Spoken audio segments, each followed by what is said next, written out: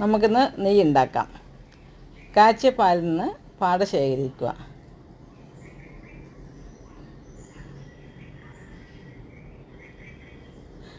അതിനുശേഷം അത് ഫ്രിഡ്ജിൽ വെച്ച് ഒരു മൂന്നാല് ദിവസം കഴിഞ്ഞ് അതെടുത്ത് മിക്സിയിലേക്ക് ഇടുക.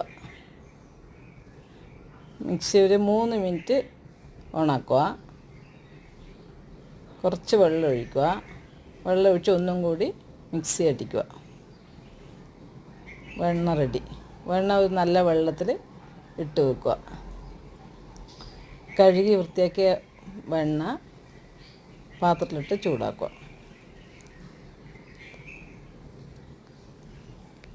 അത് നന്നായി ഉരുകി ഒരു നെയ്യ് പാകത്തിൽ വരുമ്പോൾ ഓഫ് ചെയ്ത് തണുത്തതിന് ശേഷം കുപ്പിയിലോട്ട് മാറ്റുക. ശുദ്ധമായ നെയ്യ് റെഡിയായി.